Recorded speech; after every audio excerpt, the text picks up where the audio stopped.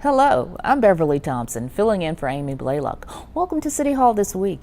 The Durham Performing Arts Center is continuing to set more records.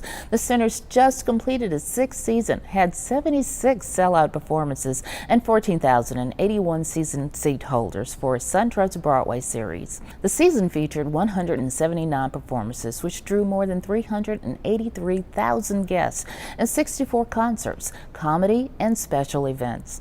Leading the way for the highest attended shows were The Book of Mormon and How the Grinch Stole Christmas. DPAC begins this season as one of the top Broadway series in the country, with season ticket sales now at more than 14,220 and still growing. Carolina Theater's president and CEO will remain in his position for another 5 years.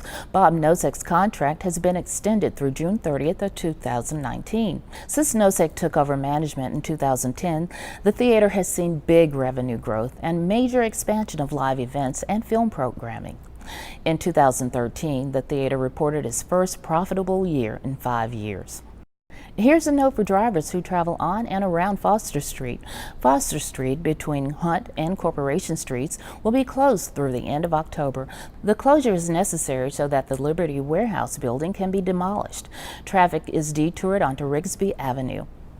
The Sunnah Fest Arts Festival is just around the corner, and volunteers are still needed. The festival will be held September 20th and 21st in downtown Durham.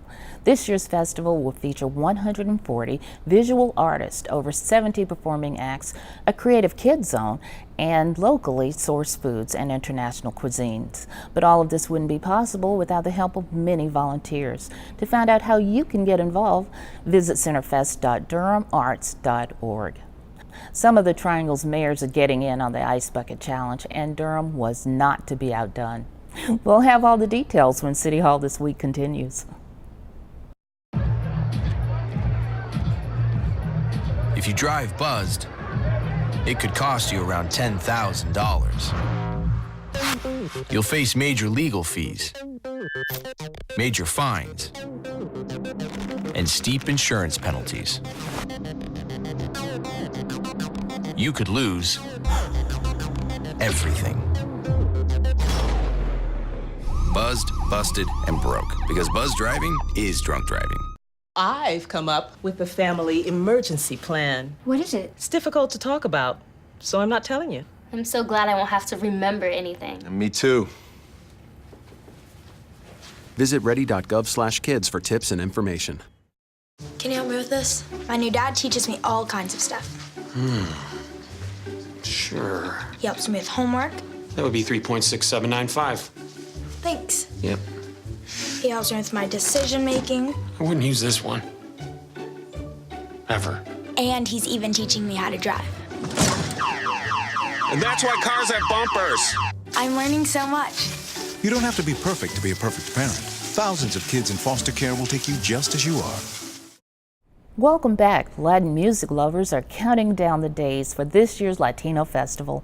The festival will be held from noon until 5 p.m. at Rock Quarry Park on Saturday, September 27th.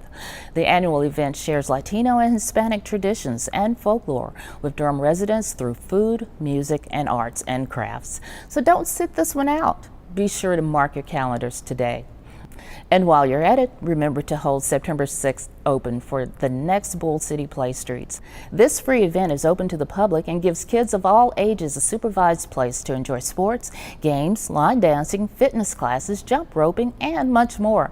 It will take place from 4 to 8 p.m. at 107 North Driver Street. Bull City Play Streets is sponsored by the City and County of Durham, along with Blue Cross and Blue Shield of North Carolina.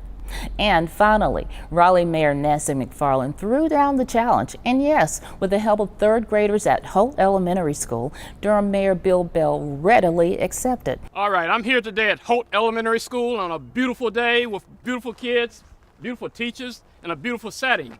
And what we're going to do today, I've been challenged by Raleigh Mayor Nancy McFarland, and her challenge was to accept the challenge of accepting some water to be dumped on my head. And I said, okay, that's a good challenge, but we're doing it for a good reason. We're doing it for ALS, to bring attention to that disease, which is very, very important. and we're trying to raise money for it also. So I'm going to challenge Bert Holm, the superintendent of the Durham Public Schools. I'm also going to challenge my Mayor Pro Tem, Cora Cole McFadden of the Durham City Council. And I'm going to challenge Dr. Michael Page, who's chairman of the Durham Board of County Commissioners, to take the bucket challenge. Are you ready? Yeah! All right, I'm going to sit down here. Okay, let's go. Woo! Wow. Woo. 1, 2, 3. Go Maribel! Go Maribel! Go Maribel! Go Maribel! Ooh, don't be high. 3, 2, 1!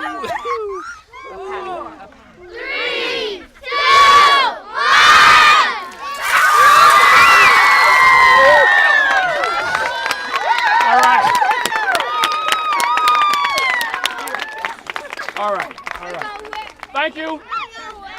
Was that silly enough? Was it enough fun? Huh? All right. All right. Cold. It felt cold.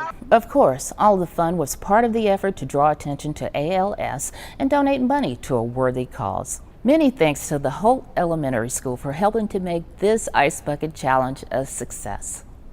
That does it for City Hall this week. Don't forget to like us on Facebook and follow us on Twitter. You can also find us on demand on Durham Television Network's webpage and on YouTube.